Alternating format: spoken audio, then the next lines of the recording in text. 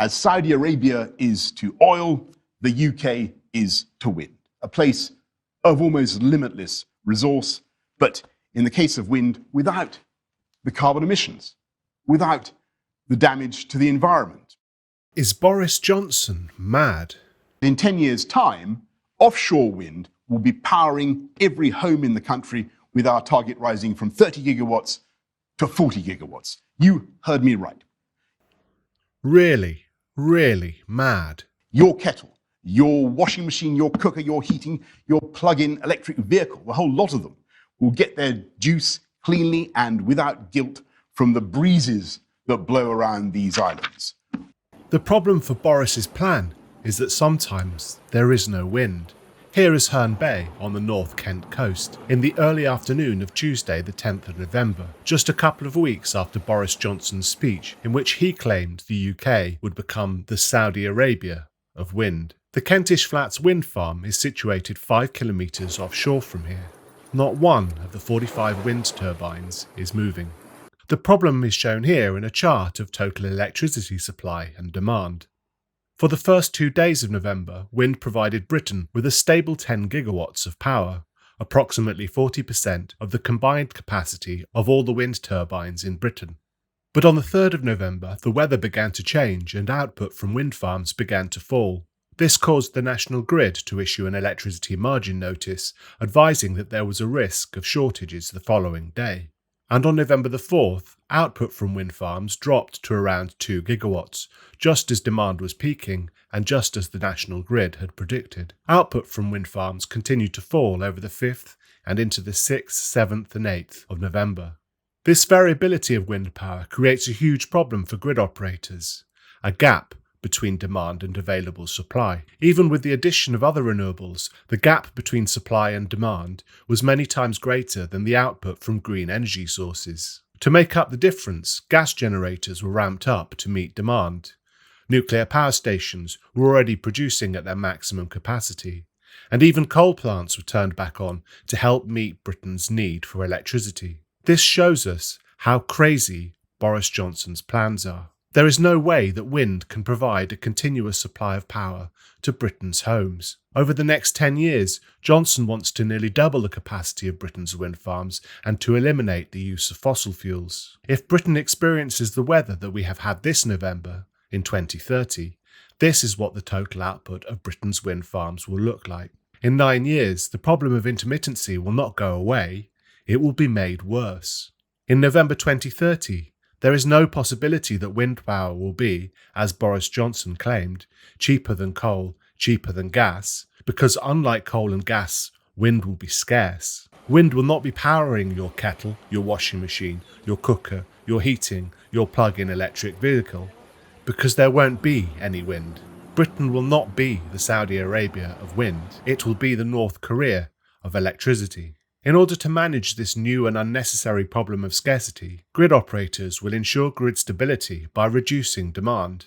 Some consumers were given a glimpse of this future on the 5th of November, when fashionable energy retailer Octopus Energy emailed its customers to offer them 2 hours of free electricity if they halved their typical use, as measured by their smart meter, for the duration of the National Grid's electricity margin notice. For now, this has been pitched as a special offer, but it was an experiment in managing demand. Energy companies have been lobbying government to change the law allowing them to disconnect consumers during times of high demand and to change the way they are billed through their smart meters. Here are Boris Johnson and the Chancellor of the Exchequer, Rishi Sunak, at Octopus Energy, promoting the firm's technology that will enable these changes through apps that let consumers monitor their consumption and real-time energy prices. Hi folks, we're here at Octopus, which is an amazing energy company based in the UK, creating thousands of jobs in this country, around the world. Yeah, and I think the amazing thing we saw today is the technology that allows you to do dynamic pricing of when you use your energy, which means you can cut your bills and use greener energy at the time we have it. And it means that you know that you're charging your electric car using 100% green energy, which is great. You can do it cheaper when no one else is using the grid, which lowers costs. And this is a technology that the UK is leading in. And if you haven't got the organisation to do it, these people do it for you and save you loads of money and cut carbon and create jobs. If they get their way, energy retailers will be able to bill consumers according to the price of electricity at the time of use. If there is a surplus of electricity, it will be cheap, and if there is a shortage, prices will rise. Rishi Sunak calls it dynamic pricing, but the proper term for it is rationing. He claims that smartphone apps will help consumers use electricity when there are lower prices. But what it really means is that rather than the grid responding to people's needs, people will have to organise their lives around the power grid. Electricity will not be there for people when they need it, when they want to have a shower before work or school, when it's cold and they need to heat their homes, or to charge their vehicle before travelling. If there is insufficient wind, electricity will become too scarce and too expensive to meet people's basic needs. And despite Rishi Sunak's claims that dynamic pricing will help consumers, as more people try to respond to lower prices, prices will rise in response to increased demand. The answer from green lobbyists is that it will be possible to store electricity when there is a surplus. And they claim that by putting wind farms further out to sea, a more continuous supply of wind will provide a more secure supply of electricity. But both these claims are misleading. There currently exists no battery technology that can store the amount of electricity required for prolonged periods without wind. Grid-scale batteries are extremely expensive, adding cost to electricity prices, and can only store enough power for a few hours' supply. Weather conditions in which there is little or no wind can last days or even weeks, as we have seen this November, and putting wind farms further out to sea substantially increases the cost. Construction in deeper water requires much more work, both to install the turbines and to connect them to grid infrastructure.